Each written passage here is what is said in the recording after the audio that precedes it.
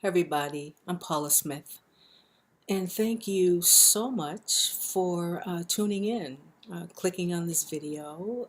It's been a while since I have even made a video, so I want to thank you for clicking on today. You know, here on the East Coast, we are bracing ourselves for a snowstorm, which is kind of exciting in and of itself. The thought of a snow day, I like them. Um, anyway, uh, so a lot of you wrote to me about the blast I just sent around trust. It was quite a surprise. Um, so I want to thank you for your comments and for your outpouring of love and support and sharing yourselves with me around such a delicate issue. And I also want to uh, appre- uh, send an appreciation. Like, I appreciate all of you who have been following me for the past 5 years. And I think it was 5 years ago that I um, began this online venture. And some of you are still sticking by me, and I really, really appreciate it. So trust, I decided that I would just kind of have a conversation about it, about the process of healing fears of trusting, rather than writing about it. So the first thing I want to say is, on some level, all of us have been hurt, and some have been hurt more than others. Um, but we've all we've all been hurt, you know. So that's the first thing. And in that hurt and in those feelings of hurt, it's caused us to be cautious, to be discerning around who we open ourselves up to. And that makes sense. It makes sense, right? I also want to say that around trust, that it's important that we, in the healing process, understand the origin of the wound. So if you're going to set out on this journey to healing trust issues, you want to understand what caused it. Where did it come from? What's the origin of of that wound? The next piece around healing trust has to do with understanding that there are two types of trust issues, and they're both workable, meaning you can heal from both. And one has to do with the pain, or the pain of being betrayed. And so that means, so you have a fear of trusting because maybe somebody lied to you or somebody betrayed you. And so you have issues because of that reason. And then there is the pain around uh, uh, the fear of trusting around a trauma, and the pain associated with trauma. You want to be able to distinguish which one is it. Which one is it? And then what's the origin of that wound? Uh, next, next piece in the healing process, and I'm going to refer to my notes because I can go off on a tangent, and I don't want to do that here. There's a decision to be made around healing trust. Do you want to? Do you want to open up and trust again? And so if you do, there's a decision that you want to make to rewrite the story, right? I'm going to reframe this story. And this story will be reframed and looked at and seen differently as is it a lesson that I'm to learn about this?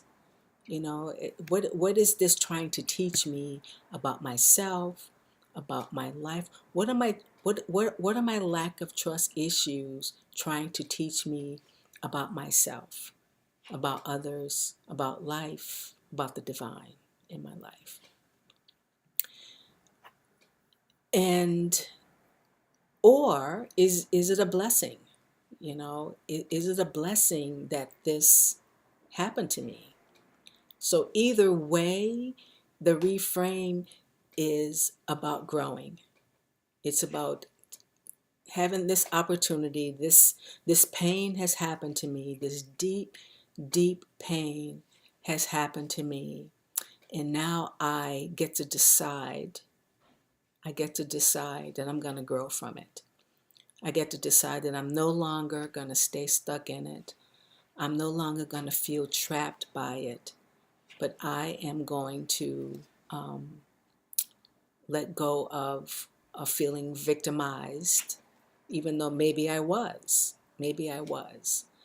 But now I'm going to begin the healing process. So that's a commitment. That's a decision that you have, you may not have had as much power when you experience the wound, but we do have the power to heal ourselves. Okay. The other thing I want you to think about in this process is, you know, we were born of love.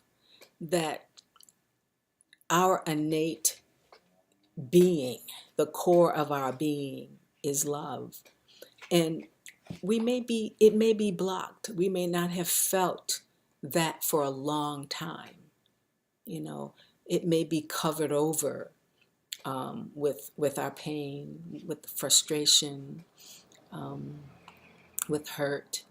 But at the very core of who we are is love. So I want you to file that because it's going to come in handy. Okay? So we're looking at rebuilding trust as a decision, as a conscious decision, that we're going to rewrite the story. And the story is going to be about learning about ourselves, about others, about life, and that we no longer are going to feel disempowered. We're no longer, we've decided not to feel, to stay stuck in it. Okay, so those are very tall orders. You know, just making that decision is amazing. So congratulations. Okay, it's a big deal. You know, my journey, I remember, you know, I had this wall. I mean, I really could not trust people, and I was very, very, very angry, very angry. And I didn't even know, you know, I didn't even understand the anger. I mean, I understand it today, but I didn't understand it. And it had a lot of power over me because I couldn't predict how I would behave, you know. And I think a lot of times when we don't understand the origin of our pain or what it means, it has power over us. So, it's an important decision to, um, it's a great, you know, step in loving oneself is understanding oneself. Okay. So what's the next step that I think is important in this process is, and I'm not going to talk about vulnerability yet. You guys all know that's eventually going to be a step in the process. But the decision to say yes to oneself, yes, that I'm going to heal, is a step in being vulnerable. um, but I'm not going to get too deep into that because there's a lot I can talk about with vulnerability. But the next step has to do with emotional consciousness. Okay. We live in a culture that does not value emotional intelligence, that we sort of privilege, the mind, the intellect over emotion. But, there's new research, new neuroscience out there, new brain science that has a lot to do with the brain and the body and emotions. And what we know today is that emotion actually um, precedes thought. Um, we emotions influence everything that we do. Is driven by our emotions. So this process will entail becoming emotionally intelligent, really understanding, the physiology of emotion. And emotions happen in the body. I know we think it happens in the mind, but it doesn't. There's a physiology and a biology to your emotional felt life, and it precedes thought. What happens is that we might experience an emotion, and then our mind, our brains, will interpret what that sensation is. But it's a lot faster than our minds, and they come a lot quicker than our thought processes. So a lot of times we might miss it, particularly if we're not used to being attuned to our emotional life. So that's going to be important, is to develop an emotional consciousness. And I know that's a very scary proposition for a lot of you, but crucial in the healing process. Emotions too are different than moods. I think we fear our emotions because we think that they linger, that we're going to have this emotion and we're going to have it all day. But that's not true. Emotions are constant. They're always moving. What stays is the mood. We could be in a bad mood all day, but the emotion, they're constant. They're always changing. So that's important in the process. The next piece that I wanted to share with you has to do with understanding the difference between when we have difficulty with trust. There's an important distinction to make about why we are having that particular difficulty with it. One has to do with, so let's say I walk into a room and or walk into my office and there's a pile of mess there, right? I could automatically go into this thought process about why, you know, I can't really trust these people around here. They just kind of come in here and they make a mess, and and I get really scared about it, and see, I can't trust anybody, right? So that's one way of interpreting what happened. And then, but we don't even really know if that's true, but that's a way, right? And then there is another issue around trust that has to do with survival. Like, I can't trust to walk down an alley by myself because I could put myself in physical, real physical danger. So that's a real fear, right? What's the difference? Okay. The difference is the stories that our brain makes up about situations. And a lot of times the stories that our brain makes up is what keeps us spinning in the difficult feelings, is what keeps us stuck in our pain. In other words, I call them trigger stories. So I could walk into my room in my office, see this pile of papers, and automatically assume people have gone through my files and, oh my God, oh my God, oh my God, worst case scenarios. That's what the brain does. It makes up stories. And we now have evidence that that is a part of our brain, and we call it the storytelling brain. And a lot of times it's the stories that we manufacture about situations in our lives that aren't true.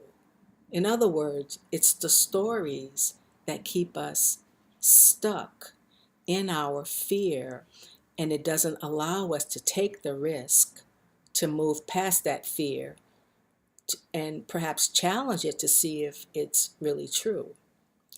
And so how would I do that? So rather than believing that someone came in here and rummaged through my files, I may instead want to challenge that belief by asking the people questions, surrounding my space. Or I can just sit and believe what's in my mind. And a lot of times we do that. We become very convinced about what we're thinking. And so being able to rebuild trust is going to require that we challenge some of these beliefs and thought processes about what we're carrying. Because chances are we may be wrong. It may not be true. But we might believe they're true. And if we believe that it's true, we're going to act accordingly. And in that way, we give all our power to I call it distrusting our trust. Or distrusting trust. So we sort of, we're on the side of, I already am suspicious of you. And so I'm going to manufacture that suspicion by creating these beliefs. And, whatever I believe is true. But maybe it isn't. Maybe it's not true. Maybe I need to challenge it, right?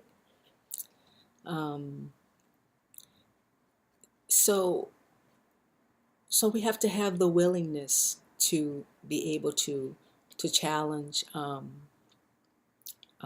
thought process. Our thought processes become aware of what we're feeling, to be able to put language to those feelings. Not easy, not an easy process. Who wants to go there, right? Who wants to feel that? But as I learned a long time ago, the only way through is through. And once I'm on the other side of it, I'm free, right? I'm free. So there's something about making a decision to that I want to trust again. I want to open up. I want to let you know me. I want to take that risk. There's something about knowing that if I take that risk, there's a chance that I might be hurt again, right? I might be. It's true. Everybody makes mistakes. Everybody's imperfect. Somebody might hurt me intentionally or unintentionally.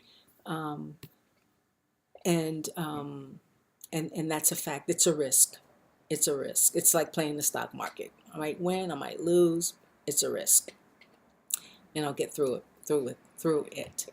Um, the next part is, the emotional consciousness, getting in touch with the body, what's going on, understanding, making a decision to look at the things that happen in our lives as, is it a lesson? Is it a blessing? What am I supposed to learn about this? What am I supposed to learn about me? What's the lesson?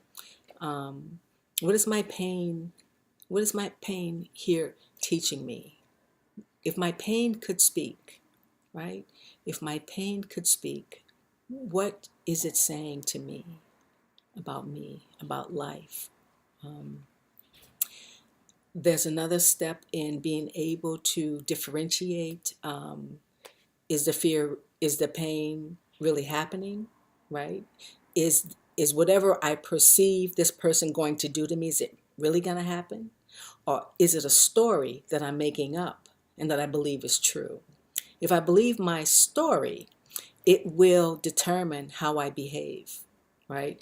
It may make me suspicious of that person. And in other words, they may sense that I'm feeling suspicious, and they will hold back.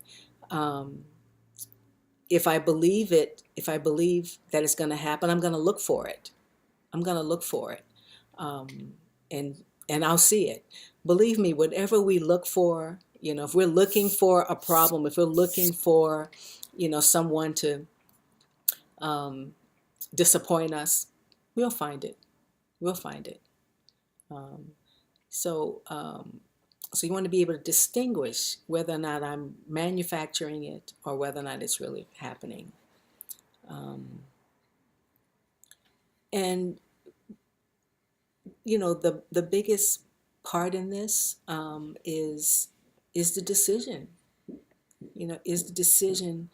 As I said, working on trust issues is like, walking on broken glass. We're gonna bleed. We're gonna feel some things.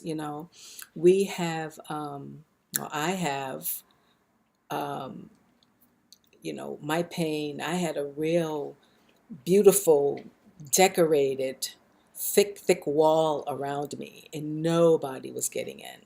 Nobody was getting in. And, the other side of that is I don't get out.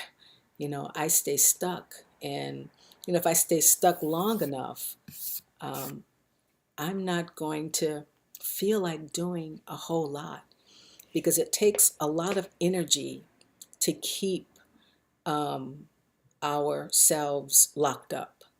It takes a lot of energy to resist situations. Um, and so, I have a lot of respect for, the wall, the self-protection, right?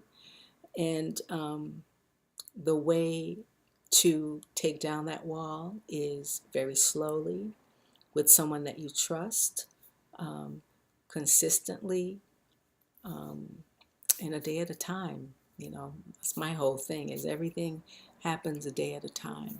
So I hope that helps. Um, and, I look forward to continuing to see you on this journey of healing trust issues, rather. I'm Paula Smith. If you're on the East Coast, go out, get some food, get some movies, whatever you need. We're probably going to have a snow day tomorrow. So anyway, peace, blessings, love. Take care.